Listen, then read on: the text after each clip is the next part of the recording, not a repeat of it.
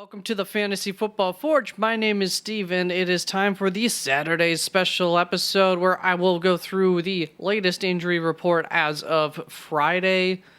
Pretty late day here, Friday. I will also go over some of the headlines that have popped up that may be of some interest. For the most part, should be related to fantasy football, but and then we will get to my stock, steal, scrap portion, which is basically a mashup of bold takes and start sit. You can find all of my full rankings up on the website at www.theffforge.com. There is a link down in the description. Also down below you are chapter markers, so especially if you are of the majority of people coming across this video just before game time tomorrow, then feel free to just jump ahead and you can see who I'm talking about, who I'm recommending. I do recommend listening to what I have to say, but at least you'll get a good idea. Obviously, the steals are going to be, it's a good thing. The stocks, that's mixed. It could be a do start or a, hey, listen to the experts, or hey, I think you're on top of this already, people. Don't start this person. These scraps are obviously going to be more so of a don't start, but not always. You can also see where I have them ranked on here. Let me just show you real quick before you go jumping ahead on me. This is my ranking of the players, and this is the ECR, also up on the website. And you can also visit me 1 hour ahead of kickoff live for your start sit questions. So without further ado, let's just hop right into this for the injury report. Starting off with the quarterbacks, there are some pretty big names on the questionable list here. Josh Allen, Kyler Murray, he's expected to be a game-time decision. Something could come out on Saturday about that. With that hamstring injury, his rushing ability is literally hamstringed this week. So I'm a little bit concerned about his upside and his floor. Obviously, he's not going to be on like a recommended sit list, but I do have Jimmy Garoppolo as a backup, and I'm strongly thinking of starting Jimmy G, especially my opponent has Cordarrelle Patterson, didn't do well on Thursday. So I might just go with the safe option to make sure that something bad doesn't happen to Kyler, and bada bing, bada boom, the playing field's evened again. So just some thoughts into my mind on how I'm working out that situation. Now on to Matt Stafford, also questionable. Obviously, there's really one person that impacts, and that would be Cooper Kupp. So you move him down a few spots, but unless you're really, really, really stacked at wide receiver, you're still going to be starting Cooper Kupp. And then Ryan Tannehill is also questionable, could start this week. That would be a big thing. I just dropped Broncos defense and instead decided to use another defense. It's probably a good thing I can't think about it, so that way when it doesn't work out, you can't make fun of me for that decision. I liked Malik Willis in there against Broncos defense, but between a couple of the injuries on the defensive side of the ball for the Broncos and just in general the way that Tennessee plays anyways, I'm like, I'm not even going to wait for it. I'm just switching out this defense. Well, I know New Orleans defense was available. Now let's move on to the running backs. Deion Jackson has been declared as out already this week. J.D. McKissick is doubtful. He's out. He's out. And probably for a little while. Neck issues are no bueno. Then Mark Ingram is doubtful, probably not playing. Questionable, obviously. Derrick Henry, Ezekiel Elliott, and Jerick McKinnon are questionable. As far as Ezekiel Elliott goes, Jerry Jones says that he is on go. He's a game-time decision, basically. Jerick McKinnon was a Friday add to the report, so that's never a great thing, so keep an eye on that.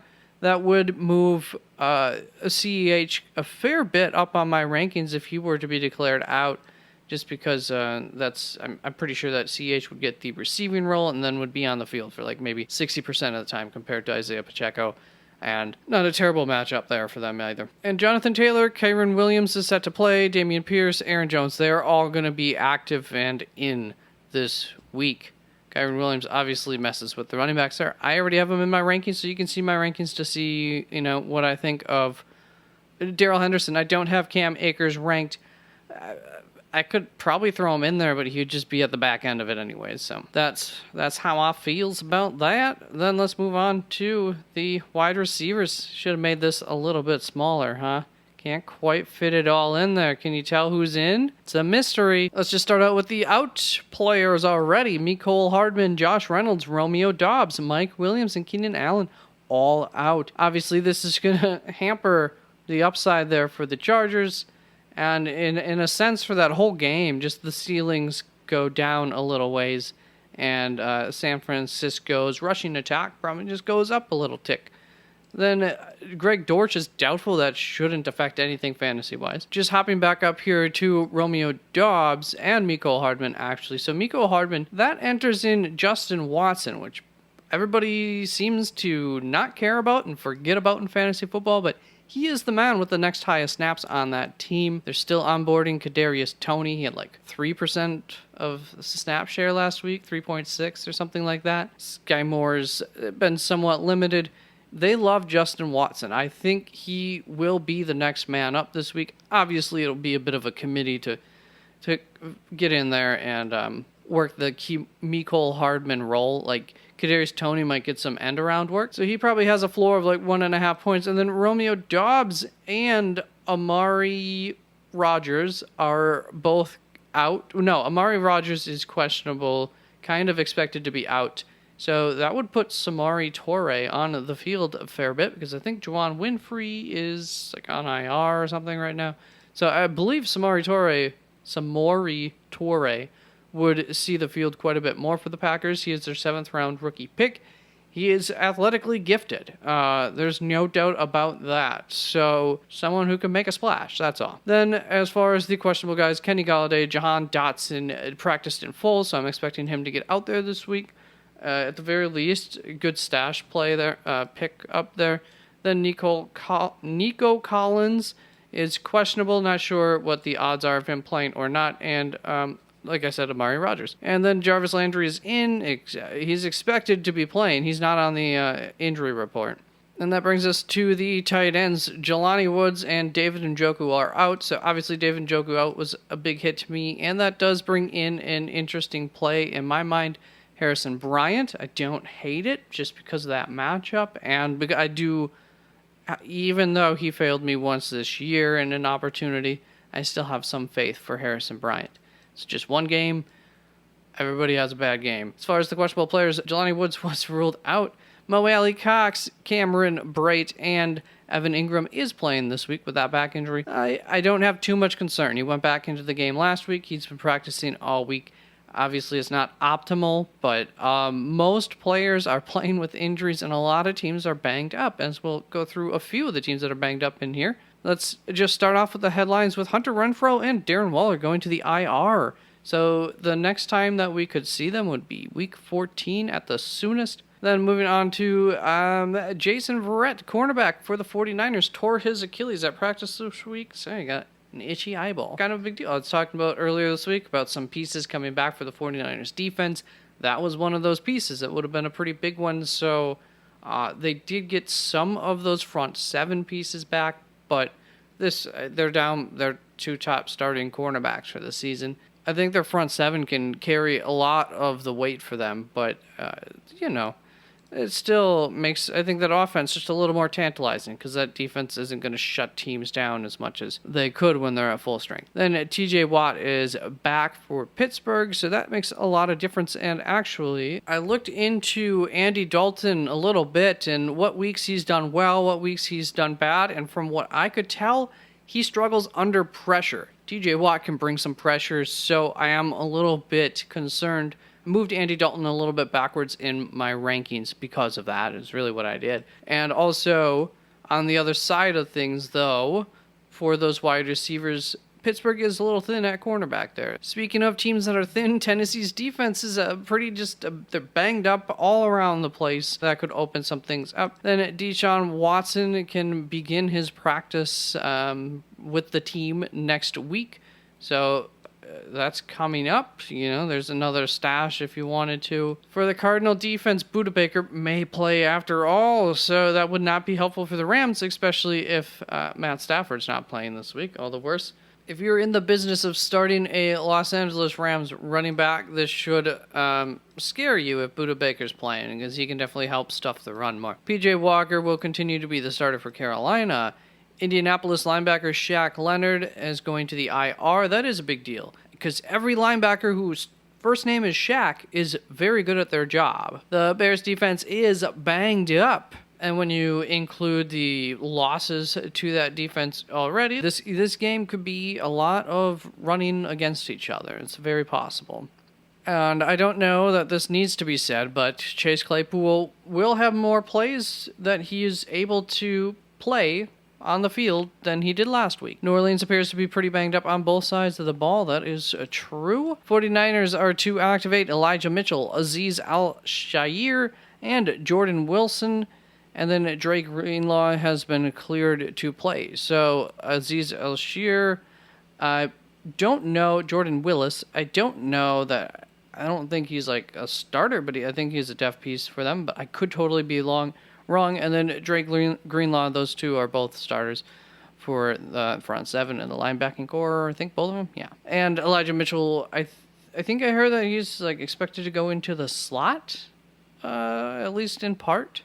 But I don't think they put 3 wide receivers on the field a whole lot there in 49ersville. So I don't know how often he'll actually be used in the slot, especially this week. I would not be playing him this week. I would want to see how things work out.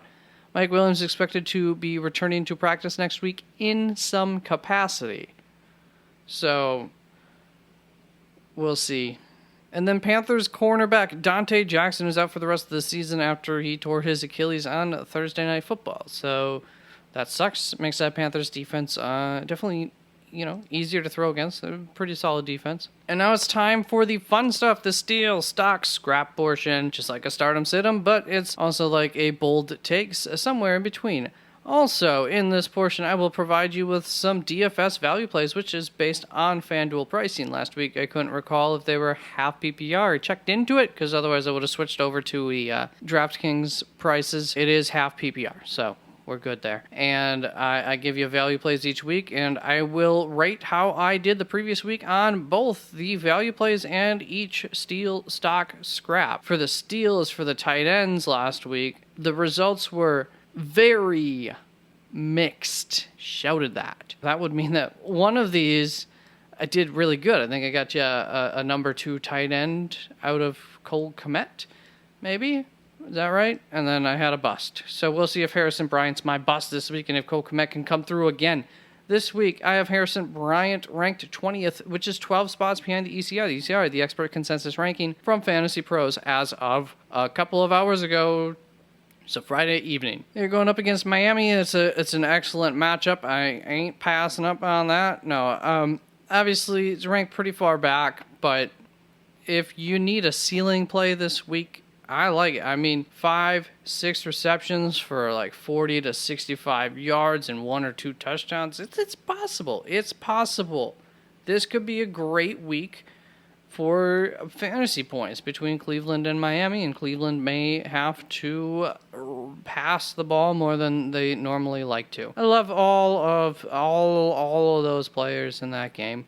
And once again, if you're looking for a straight ceiling play, like you got to win this week, and whoever you have at tight ends, like got a 10-point ceiling, just go for it. Wing it, man. There's nothing to lose. You got to win. And then Cole Kmet, I had on here last week. We're going to visit him again because I have him 4 spots ahead of the ECR. The ECR has him at 15. I have him at 11. I have him in the starter territory. Just like last week, going up against Miami, well, Detroit's also a very good matchup.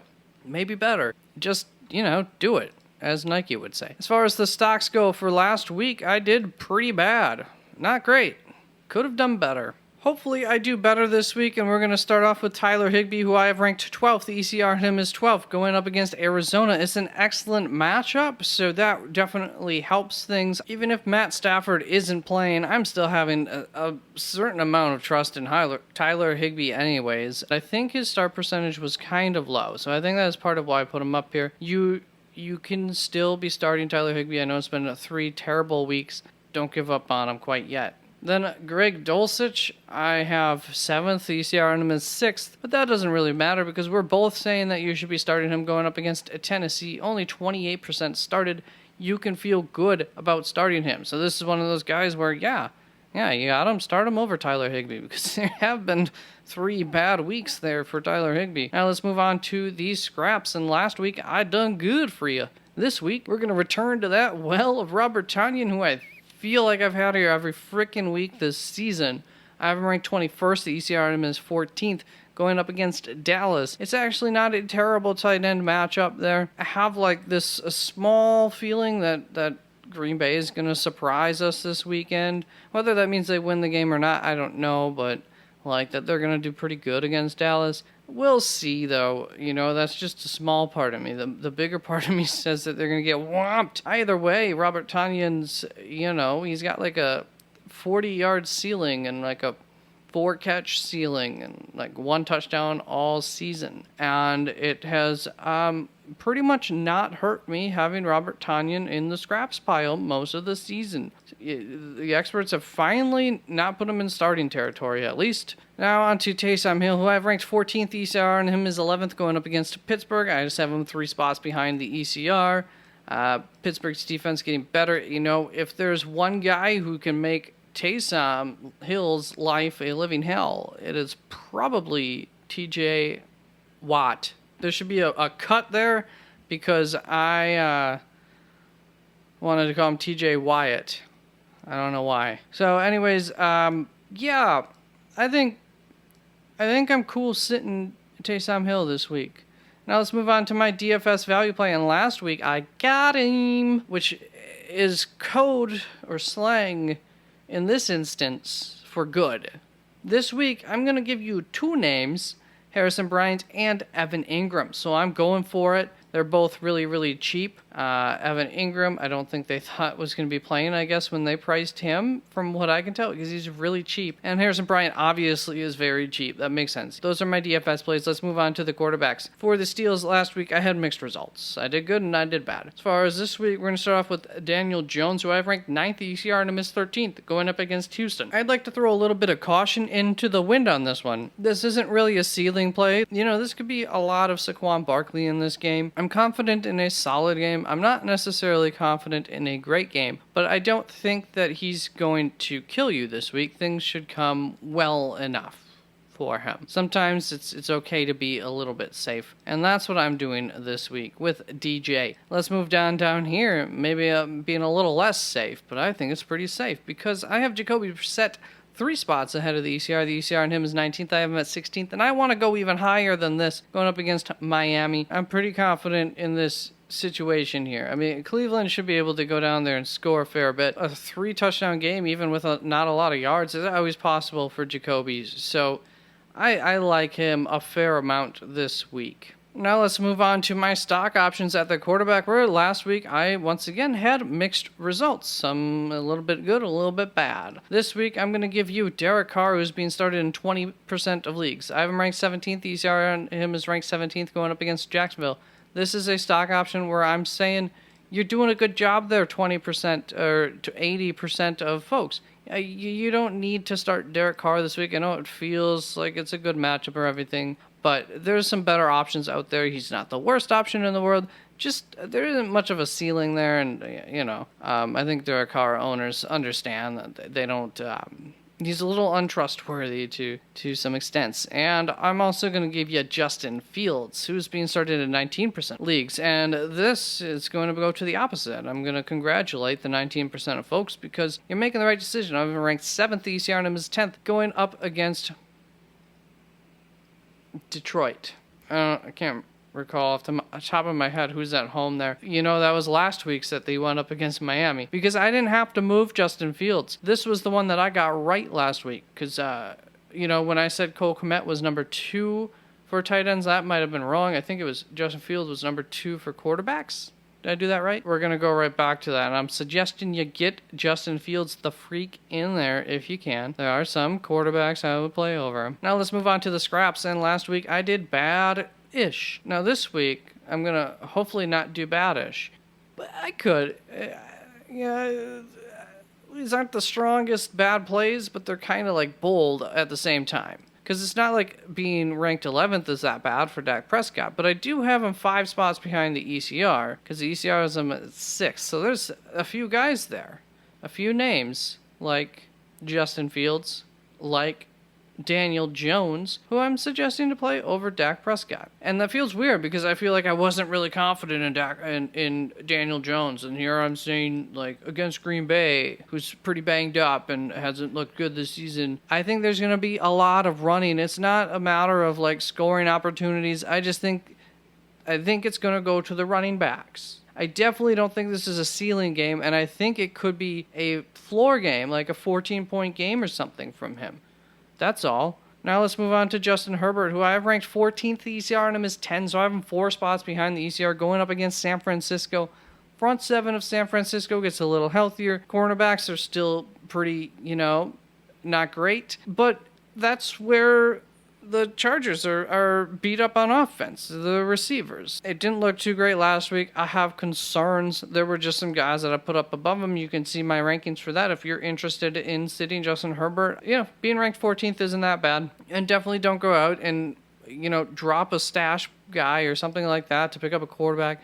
The 14th ranked quarterback is going to be within 2 points of the 9th, 8th ranked quarterback, as well as 2 points within the 18th ranked quarterback at the end of the week. They'll all be there within a small, sampling of each other. And let's move on to my DFS play for the quarterback position. And last week, the main advice that I gave you one name, and then I gave you a really, really cheap name. That cheap one didn't work out. But whoever I gave you was solid. And this week, I'm going to give you Aaron Rodgers. I'm not necessarily betting on him in my rankings. I did move him up a little ways compared to my quarterback video earlier in the week. But he's really, really cheap this week. I think too cheap, even for where I have him ranked in that quarterback video. He's really, really cheap. And I understand going up against Dallas, but there's going to be opportunities. He could at least get you your money back in DFS, and there's a chance that chip on his shoulder just works that right out in this game. It's always possible. And that's going to bring us to our running backs. Last week, I was mixed on these steals. This week, I hope to do better. I'm going to give you a Jonathan Taylor, who I've ranked 19th. The ECR on him is 27th. I think that was trending up, going up against Las Vegas. Pretty decent matchup there on the ground. Not great. It's just a pure opportunity thing. You should probably try to get Jonathan Taylor out there. And I think a lot of you had him. I think it was 70-something% start percentage on ESPN. Now let's look at Tony Pollard and Ezekiel Elliott, who are being started in 42% of leagues, 33% of leagues. I think that's too low, so I want to get them both out here because they're both starting options. So like I said, Dallas could just run the heck out of the ball this week. That's kind of what I'm expecting them to do against Green Bay. I have Tony Pollard at 14, Ezekiel Elliott 27. They are both 3 spots ahead of the ECR, which is 17 and 25. Did I say 27 here? I meant 22. So both good start options. I like them both going up against Green Bay this week. Now let's move on to my stock options, which I had mixed results last week. Hopefully I'll do better this week. I have CEH ranked 35th. The ECR on him is 35th, going up against Jacksonville. He's still being started in 27% of leagues, so just wanted to, a little service announcement out there for you people starting CH. You probably shouldn't, but if Jerick McKinnon is out, I would change my tune onto that, and I think I put CEH possibly up ahead of Ezekiel Elliott-ish if McKinnon were to be out, just because of a pure ceiling thing, not really a floor play. But I would put him into a back-end starting situation if Jerick McKinnon were to be out. Is the story there going up against Jacksonville. Then for Antonio Gibson, he's been started in 37% of leagues. I have him 25th, ECR is 24th, going up against Philadelphia. If you think about game flow, Philly should get up early on this one, and that's going to work in favor of Antonio Gibson getting on the field more. Passing down guy, could get targets, so he's a solid play this week. And that brings us to the running back scraps. And last week, I did really bad. And I'm sure a lot of you are going to be happy if I do really bad again, because 70% of you are starting DeAndre Swift. I have him ranked 30th. The ECR on him is 23, going up against Chicago. It's a good matchup. There was a quote earlier this week from the offensive coordinator saying something about, yeah, we'll see about DeAndre Swift. We'll see if he plays more or less, depending on how he's feeling. It just seemed rather dismissive of, the tone that's coming out of DeAndre Swift. It didn't seem like a guy who's planning on playing DeAndre Swift for 40% of snaps, that's for sure. If you can avoid it, I would. I would be very concerned about that. I saw on Reddit too a lot of people like, I'm riding and dying with him. Unless your season's over, you still have a shot at getting into the playoffs. Like, if you've been playing the waiver wires, you should have someone in that top 30, two people in the top 29. And that brings us to Miles Sanders, who I have 6 spots behind the ECR of him 18. The ECR on him is 12. Going up against Washington, it's really... It's a very stout, we'll say, Washington run defense going up against Miles Sanders. Talked a fair bit about this in the running back video, so I'm just not overly excited about Miles Sanders this week. There are some players that I would play over him that the experts might not necessarily recommend, so check that out if you're interested in if this concerns you. And as far as the value play, last week my results were no bueno. This week I'm going to try and do better with Devin Singletary, and for $200 less. So this is not my main. I'll be rating myself next week purely on Devin Singletary. But for $200 less, you can play Rachaad White. There is some upside there. Maybe this will be the week he takes over that backfield. Not the toughest matchup. Yeah. Devin Singletary, though, that's my DFS option. And I just decided I'm not going to go over all the DFS options at the end of this video because it's already so long. That brings us to the wide receiver steals, where last week my results were quite mixed. Not very mixed like earlier, like the first one that we went over, but quite mixed. This week, I'm going to start you off with a desperation play, a 3 wide receiver flex, 3 wide receiver league flex type guy, Darius Slayton, who's being started in 1.3% of leagues. He's had 9+ points in half PPR, 3 out of the last 4 weeks that they've played. I have him ranked 39th. The ECR on him is 47th, going up against Houston. He's done pretty darn good for them. I guess the big concern for Darius Slayton is that Galladay playing might get him off the field the most. And then Darnell Mooney is here again, and I did well for you with last week. So I have him ranked 22nd this week. The ECR on him is 29th. He's only being started in 29% of leagues. I understand you're a little you've probably owned him all season and you've seen bad result after bad result, and you probably played him for quite a few of those, and then you didn't get last week's results from him. But going up against Detroit this week, just like last week, they were going up against Miami. It's a really, really good matchup, and that offense improves every single week, and we saw that come to fruition last week, and I told you to play him last week, so trust me again this week and go ahead and play Darnell Mooney. Now let's move on to the wide receiver stocks, and last week I did good. Now this week on the stock wire, I'm going to give you Zay Jones. I have him ranked 37th. The ECR is 38th on him, so we both like him a fair bit. Going up against Kansas City, once again, a back-end option, who I would play over Darius Slayton. Then Allen Lazard, I have ranked 21st. The ECR is 21st on him. 47% of leagues he's being started, and that's not high enough for Allen Lazard. He's owned in a lot of leagues. You drafted him pretty highly. I understand you might have some guys out there, but you should probably try to get him into your lineup because going up against Dallas this week, I know it's a good defense, but even if Aaron Rodgers were to only complete 6 passes for 100 yards, 4 of those passes are going to get caught by Allen Lazard for about 60 of those yards. What I'm saying is, he does good. I mean, you can't argue with that. I wouldn't be too afraid of the matchup, okay? Go for it. Now let's get this wrapped up, starting with the wide receiver scraps, or ending with the wide receiver scraps. And last week, I almost nailed it. I did good. Chris Godwin, here again. Had him here last week. Had him here 4 weeks ago. I think it's always worked out when I had him here. So I have him ranked 31st. The ECR on him is 19th, going up against Seattle. Not like Seattle's a dominant defense, but I do think that they've been getting better each week. They're not really too banged up. That always helps. And so,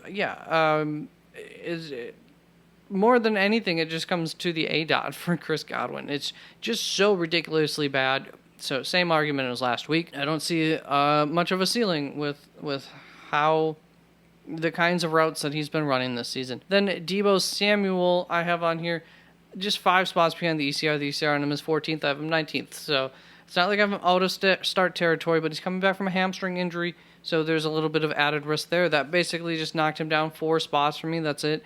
Not a huge drop, so I had him, I guess, right up with ECR. But I moved them back out of safety reasons. He has, and here's where I felt kind of safe doing that. It's not like he's had some mega awesome year for you. He's been a high floor guy. He has scored less than 12 points in 7 of 8 games, and most of those games he scored more than 10 points in. I believe there's one game where he scored less than 10 points and one game where he scored more than 12 points, if I recall correctly, this season in half PPR. Los Angeles may struggle this game. This may be a running game for San Francisco, so I add that into my thoughts on moving Deebo Samuel back a little ways. Just check out my rankings. You might see that I have a wide receiver on your team that I'm saying to start over Deebo Samuel. I feel pretty comfortable in putting him back a little ways.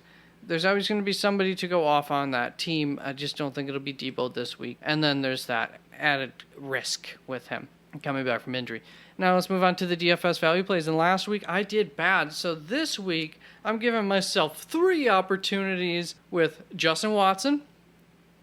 Now I think I talked about him in the injury portion of the video at the top of the video. Samori Toure, I know I talked about him. You just spend a little bit more than Justin Watson, you can get him. I would actually recommend Justin Watson over him, though. And then you can spend a little bit more than both of them, and you could get yourself Isaiah McKenzie. And this just is a game flow thing. If Josh Allen's playing, I'm not a game flow thing, a injury to Josh Allen thing. What do you think's easier for a man with an injured elbow ligament? Throwing the ball downfield or throwing the ball like in the short routes? That's Isaiah McKenzie play right there. So might see a fair bit of that when they're throwing the ball. That would be Isaiah McKenzie benefiting from that. So it's just a little bit of a sneaky strategy, big brain play there with Isaiah McKenzie this week. All of them are cheap. We'll see how I do. Thank you so much for watching this video. Stop by me live tomorrow, 1 hour before the second kickoff of the day slate. Thank you.